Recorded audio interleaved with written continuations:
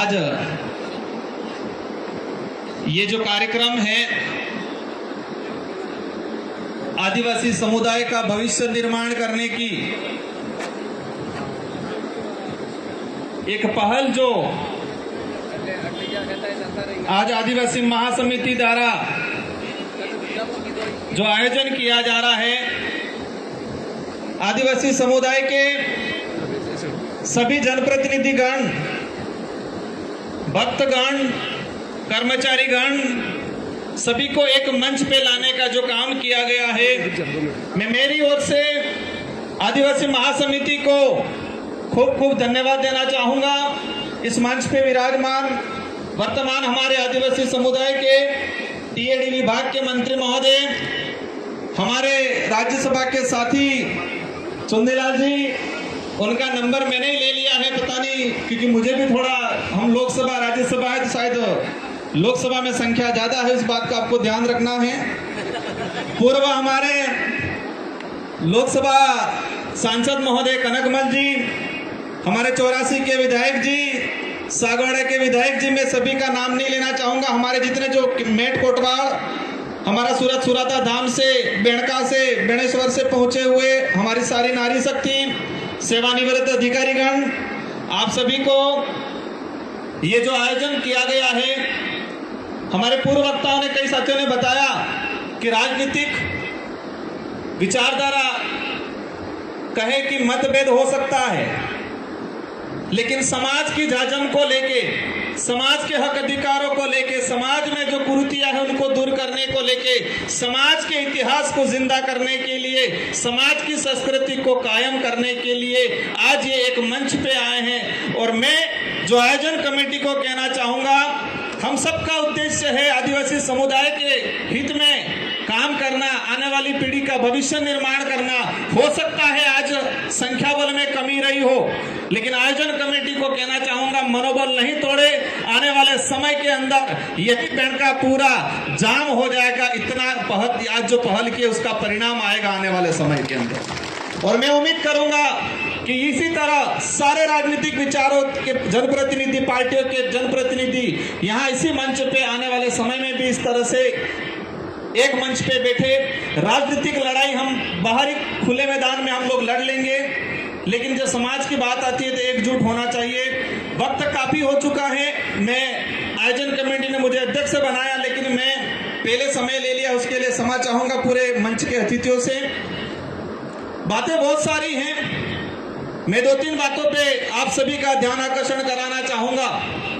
पहली बात, ये मैंने पर्चा जो पढ़ा, इस पर्चे में लिखा हुआ है मोटी मोटी बात कि आदिवासी समुदाय के लिए सरकार से कुछ महत्वपूर्ण मांगों को पूरा कराना, प्रकाश डालना। दूसरा बिंदु है कि आदिवासी समुदाय के हक अधिकार, इतिहास, संस्कृति, आदिवासी समुदाय में कुरीतियां जो फैल रही हैं, डीजे वीजे, नशा मुक्ति, ये सारी चीजें, इन 2 बिंदुओं पे फोकस करके आज जो कार्यक्रम कराया गया है। तो मेरा पहला सुझाव है, और मैं उम्मीद करूंगा आप सभी जो पांडाल में विराजमान है और मंच पे बैठे हुए सारे अतिथि इस बात को मानेंगे। इतिहास से कॉन्फिडेंस आता है। एक स्कूल के अंदर 35 बच्चे बैठे हैं, टीचर खड़ा करके पूछता है किसी बच्चे को, खड़ा हो जा, क्या नाम है, फिर पूछेगा तेरे पिताजी क्या करते हैं। अगर किसी बच्चे का पिता टीचर होता है, ठेकेदार होता है, तो गर्व से कहता मार बाप तो टीचर है, मास्टर है इनके, मार बाप ते नेता है, सरपंच इनके। और किसी बच्चे का बाप अगर बेचारा कुछ नहीं करता है, मजदूरी करता है, खेती करता है, तो उस बच्चा धीरे हो के कैसे नहीं करते हैं, वो कॉन्फिडेंस नहीं आता है, डरता है बेचारा कि मेरा बाप कुछ नहीं कर रहा है। वही चीज हमारे अंदर कॉन्फिडेंस तब आएगा कि हमारा इतिहास हमको पता होगा, और इतिहास जीवित रहेगा तो हमारे अंदर कॉन्फिडेंस आएगा। इस देश के इतिहास में सबसे ज्यादा खून पसीना अगर बहा है, मुगल आए, राजा रजवाड़े आए, अंग्रेज आए, सबके सामने लड़ाई लड़ी है सबसे ज्यादा आदिवासियों ने, और इस देश की धरती पे सबसे ज्यादा खून आदिवासियों का बहा है। लेकिन इतिहास के पन्नों में इन लड़ाइयों को नहीं बताया जाता है।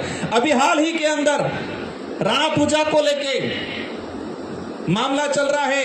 कल ही मेरे पे फिर वापस कोर्ट से नोटिस आया है कि आपने भील कैसे बोला। 2 बार कोर्ट से मेरे पे नोटिस आ गया है। 2 दिन पहले संभागीय आयुक्त के पास जाके कुछ तथाकथित संगठन जाके ज्ञापन दे रहे हैं कि राणा पूजा भील नहीं है। कितनी बड़ी चोट पहुंच रही है अपने दिल पे, कितना बड़ा।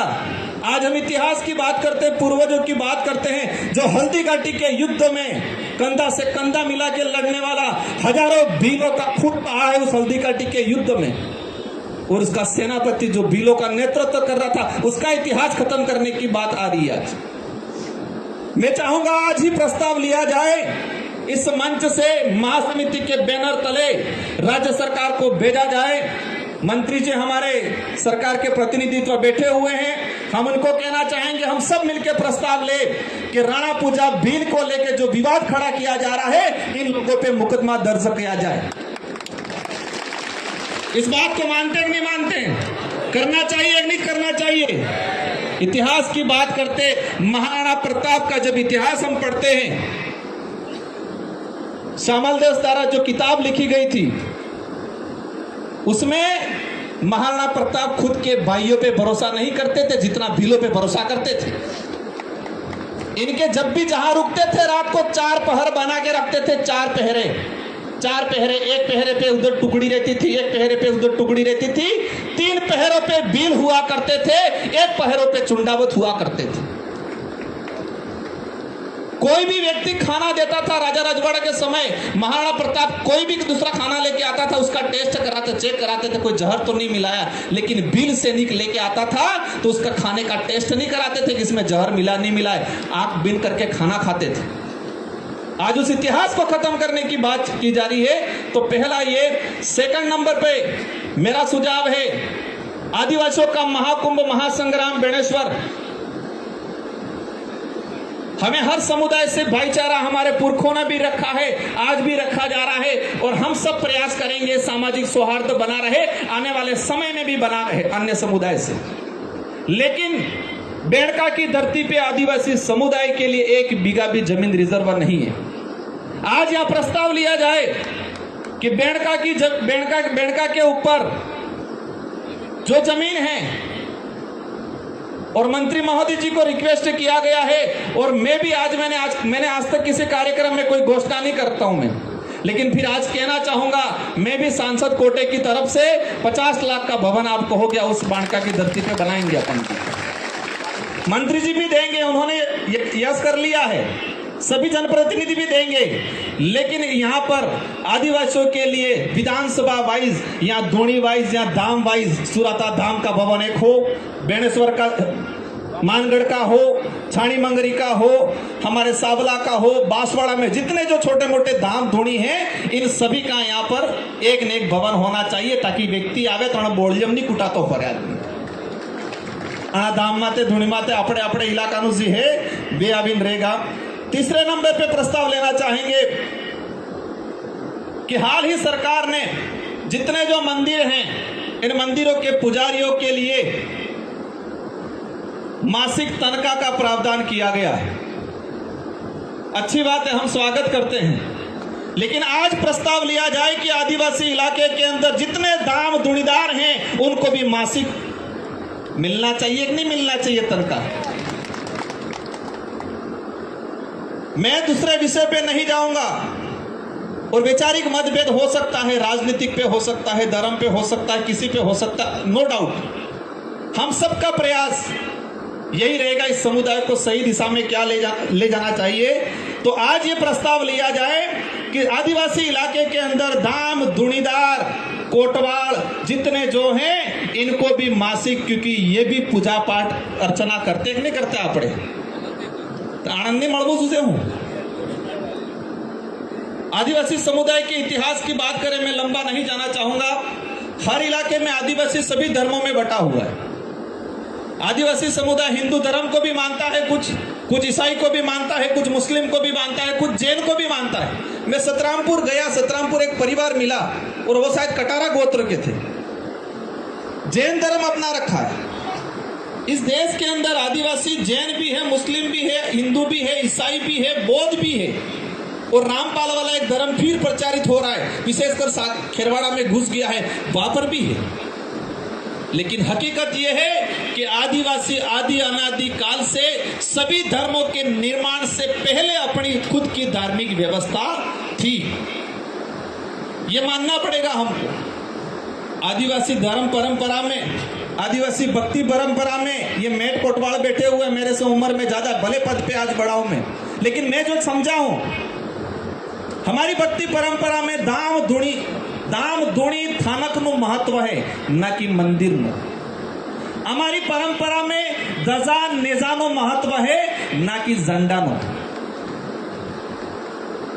हमारी भक्ति परंपरा में दाम धूणी थानक, कुल मताई, गामखेड़नी मताई, पितृदेव, ये एक क्रमबाज है। और नेजो और धजा, ये हमारी कल उठा के आज हम कलम चढ़ जाएगा तो जैसे आज राणा पूजा के इतिहास पे छेड़छाड़ी की जा रही है, कल उठा के हमारी भक्ति परंपरा के साथ भी छेड़छाड़ी की जाएगी। दूसरा दावा करेगा जैसे ऋषभदेव केसरिया जी दुले बापसी था, काला बापसी था, आज कलम चढ़ी मटी क्यों मटी क्यों। तो इसी तरह हमारे संत सुरमाल महाराज, गोविंद गुरु महाराज, हमारे मापजी महाराज की धाम धुनियों पे आने वाले समय में कलम नहीं चढ़े, उस बात का भी हमें विशेष ध्यान देना है। समय काफी हो गया है, मैं हालांकि चुन्नीलाल जी को नाराज नहीं करूंगा। अंत में एक दो बात और कहना चाहूंगा। मंत्री जी ने कहा था हमारा समाज सबसे ज्यादा मेहनत करता है, नहीं शायद गरीब है बोला था, बात सही है। मैं सबसे एक सवाल पूछना चाहूंगा कि सबसे ज्यादा मेहनत कौन सा समाज करता है? तो सबसे ज्यादा गरीब कौन है? अब मेहनत की बात आती है तो मेहनत कितने प्रकार की हो गई? शारीरिक मेहनत और मानसिक मेहनत। इसमें मैं कभी और बोलूंगा। गरीबी की बात आ गई, किस बात से गरीब? शारीरिक रूप से गरीब, विचारों से गरीब, शिक्षा की दृष्टि से गरीब, या फिर आर्थिक रूप से गरीब। हम एक पहलू को देख रहे हैं कि हम आर्थिक रूप से गरीब हैं, लेकिन हमें इस गरीबी के दूसरे पहलुओं को भी देखना है। हम शारीरिक रूप से, हम विचारों की दृष्टि से, हम शिक्षा की दृष्टि से भी थोड़े थोड़े कमजोर होते जा रहे हैं। इनका इलाज भी धीरे धीरे सब चीज होगा। सेकंड चीज, बीमारी। आदमी शरीर से बीमार होता है, बीमारी भी दो प्रकार की होती है, एक शारीरिक बीमारी और एक मानसिक बीमारी।